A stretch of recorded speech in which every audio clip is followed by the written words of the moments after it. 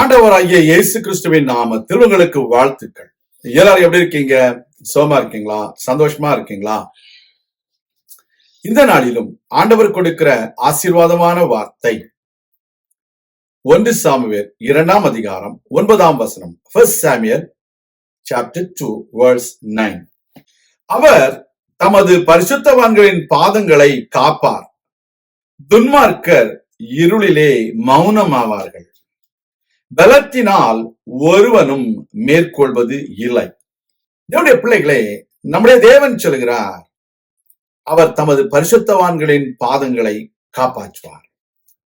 Our Lord God will guard the feet of the saints. The people, those who have faith upon God, are called saints. People, those who are faithful to God, are called saints. Then our God will guard their feet. நம்முடைய பரிசுத்தவான்களுடைய பாதங்களை காப்பாற்றுகிற தேவன் நம்முடைய தேவன். He will not allow you to stumble.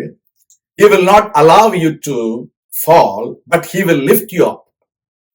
He will always protect you.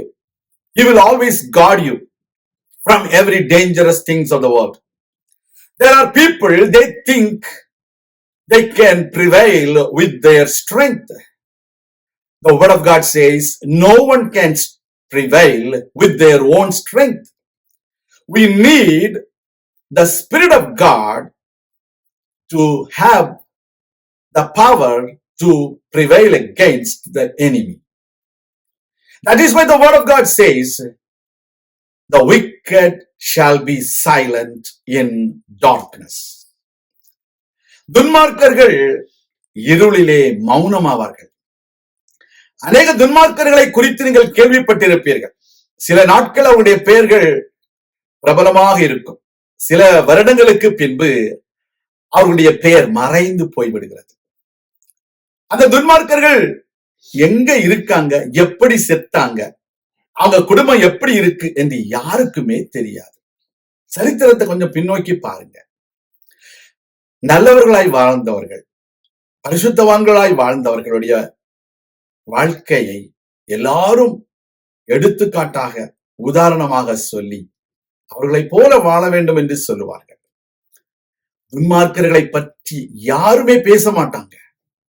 அவருடைய வாழ்க்கை இருளிலே அணைந்து போய்விடுகிறது. The life of the wicked will be silent in darkness.